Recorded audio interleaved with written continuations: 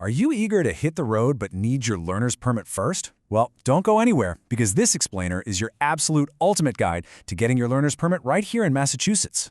Getting that piece of paper is the critical first step toward becoming a fully licensed driver. And honestly, establishing safe, responsible habits right now is going to yield massive long-term benefits for the rest of your driving life. So, let's just dive right in and start your driving journey off safely. Now, for a lot of us, just the thought of dealing with state regulations and mountains of paperwork can feel, well, incredibly stressful. But it really doesn't have to be. We're going to take all that anxiety out of the Massachusetts Registry of Motor Vehicles, or RMV process. By the time we wrap up here, you're going to know exactly what to do, what to bring, and exactly what to study. Here is our clear 6-step roadmap for today. We'll be covering 1. Eligibility requirements. 2. The application process. 3. Studying for the test. 4. Taking the knowledge test. 5. After passing the test. And finally, 6. Frequently asked questions. All right, let's kick things off with Section 1, Eligibility Requirements. Do you qualify? Before you even think about sitting down for that exam, there are some hard and fast rules we need to cover. First off, you must be at least 16 years old to apply for a passenger permit in Massachusetts. And if you're under 18, you absolutely must have written parental or guardian consent. No way around it. Furthermore, driving is obviously a highly visual task, right? So you've got to pass some strict medical standards. You need to demonstrate 20/40 visual acuity and a 120-degree peripheral field of vision. So pro tip, if you wear glasses or contacts, make absolutely sure you wear them to your appointment. Now, here's a really clever solution to a major headache for teenagers. To get a permit, you have to prove you actually live in Massachusetts. But let's be real, most 16-year-olds don't exactly have utility bills or a mortgage in their name. Enter the Alternative Residency Affidavit. This is a legal document your parent or guardian can sign, and sometimes it requires a notary if they aren't right there with you at the RMV that officially vouches for your residency. It's a fantastic safety net that saves a lot of hassle. Moving right along to Section 2, the application process. Gathering your documents. Okay, so preparing the right documents beforehand completely eliminates the #1 reason people get turned away at the RMV. You really cannot just walk in anymore. The state requires a very specific workflow. Step 1, you initiate the process online via the MyRMV portal. Step 2, schedule a mandatory in-person appointment. And Step 3, actually visit an RMV service center or a participating AAA branch if your family is a member, and bring your physical paperwork with you. This streamlined process saves absolutely everyone time, provided you follow the steps to a T. During that online application, you're going to have to decide between a standard ID and a real ID. So the crucial thing here is understanding the document difference. A real ID, which by the way you will eventually need if you want to board domestic flights, requires 2 proofs of Massachusetts residency, whereas a standard ID only requires 1. Both of them require proof of lawful presence, like a birth certificate or passport, and proof of your social security number. Gather these originals super carefully, because photocopies and laminated documents will be flat out rejected. Don't let that trip you up. So once you arrive at your scheduled appointment with all your pristine documents in hand, an official RMV representative will verify your identity. They'll also snap your biometric photo, conduct the vision test we talked about earlier, and collect the $30 application fee. Once all that clears, you are officially authorized to take the knowledge exam. Next up is Section 3, Studying for the Test, Beating the Knowledge Exam. Anticipatory guidance is totally key here. Please do not just skim the material. We know exactly what trips students up the most. You really need to prioritize studying blood alcohol content limits, specifically knowing that the limit is a super strict 0.02% for drivers under 21, compared to 0.08% for adults. You also need to know the thickly settled rule. This dictates a 30-mile-per-hour speed limit in residential areas, even if there is literally no sign posted anywhere.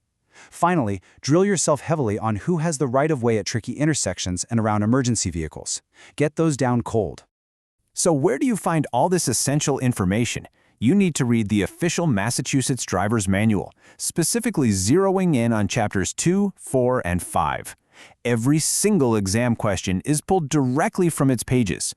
There are no trick questions from outside the book. To reinforce your knowledge, definitely take advantage of the free online practice tests offered by the RMV. Treating those practice exams like the real deal is absolutely the best way to ensure you pass on your very first try. All right, that brings us to Section 4, Taking the Knowledge Test. What to expect. You've gathered your documents, you've studied the manual, so let's break down the exact format of the test itself. First number to remember, 25. The exam consists of exactly 25 multiple-choice questions. These are going to test your knowledge of safe driving practices, road signs, and state laws. Second number, 18. To successfully earn your permit, you must answer a minimum of 18 questions correctly. If you do the math, that calculates out to a 72% passing score. And the final number, 25 again. You are given a strict 25-minute time limit to complete the exam. That means you've got about 1 minute per question. Honestly, that is plenty of time if you've studied, so just remember to take a deep breath, stay calm, and focus. You also have a few convenient options for exactly where to take your test. Now, minors under the age of 18 must take the exam in person at the RMV using an automated test station. However, if you are 18 or older, you have the incredibly convenient option of taking the test online from the comfort of your own home via the My RMV portal. And you can do that anytime within 60 days of your appointment. But listen up, because here is a massive word of warning for those testing online. The system is designed with some very strict anti-cheating protocols. If you are inactive for more than 2 minutes, if you take longer than 25 minutes, or, and this is the big one, if you click out of the active browser window for any reason whatsoever, the system will trigger an automatic failure. So close out your other tabs, silence your phone, and give the test your undivided attention. Moving into Section 5, after passing the test, responsibilities and rewards.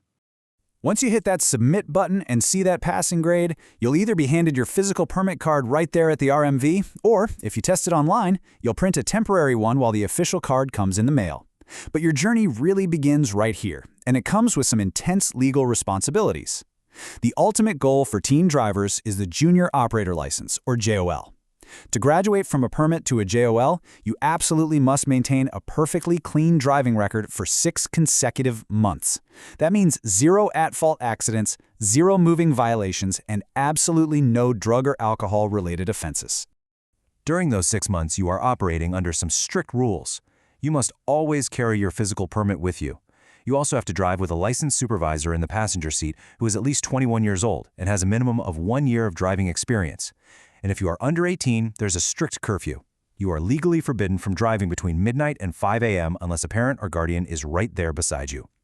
Finally, you are restricted to Massachusetts roads unless you explicitly verify the laws of any neighboring states you plan to drive in.